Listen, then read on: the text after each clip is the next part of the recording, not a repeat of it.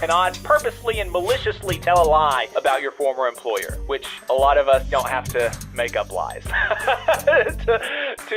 badmouth our former boss. Which side are you on? Which side are you on? Those bad things that you wanted to say about your previous job, well, you're now free to say them, according to NLRB General Counsel Jennifer Abruzzo. She sent a memo to regional offices of the National Labor Relations Board addressing what had been a large question resulting from a previous ruling about non-disclosure agreements. They had made a previous ruling about the non-disparagement agreements, and so the question was, does it retroactively void broad non-disparagement agreements that were designed or that were signed prior to the February ruling? So there was a ruling in February, but there was some question about, hey, does it apply to contracts that were signed in the past? Does it invalidate them if they were signed in the past? And the answer is that yes, it does. Abruzzo wrote that the decision, in fact, does have, quote, retroactive application, meaning that already signed and, quote, overly broad non-disparagement clauses are no longer considered valid by the National Labor Relations Board. Employers who attempt to continue to enforce those illegal severance clauses could face trouble from the National Labor Relations Board, according to Vice. So while the NLRB typically has a 6-month statute of limitations for labor violations, businesses who attempt to enforce illegal parts of an older severance agreements would be committing a contemporary violation and subject to enforcement. Additionally, Abruzzo provided clarification around what non-disparagement and confidentiality clauses may still be considered legal. Those provisions must be narrowly tailored, quote unquote.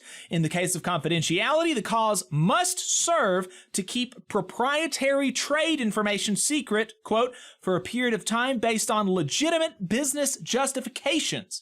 That might be considered lawful, but it must not have a, quote, chilling effect that precludes employees from assisting others or communicating with the media, a union, or third parties. So, narrowly tailored. If there's a legitimate, there's this trade secret that, is a secret sauce for your company, you can tell your former employees, okay, you can't go spreading this around. But just general non-disparagement clauses about your working conditions or the pay that you received or the interactions between you and your employer, too broad. That's illegal. It is no longer valid. With regards to non-disparagement, Abruzzo similarly said that the provision must not only be both narrowly tailored and justified, but it is limited to statements by an employee that fit the legal definition of defamation, meaning they are purposely and maliciously untrue. That is the only kind of non-disparagement, that is the only kind of disparagement that could still be, you still couldn't do under an old agreement. Right? You can't legally defame somebody. You cannot purposely and maliciously tell a lie about your former employer, which I think that a lot of us, we don't have to make up lies to badmouth our former bosses. Yeah, some of us have stories of our own. Yeah. And boy, doesn't it feel good knowing you've gotten the green light to go tell that story. There you go. So next week, we can open up the phone lines and you can give us a call at 844-899-TVLR and tell us your bad boss stories. Now that Jennifer Abruzzo has freed you from the shackles of your NDA. We look forward to hearing those stories. Absolutely. Always send those in. Yep.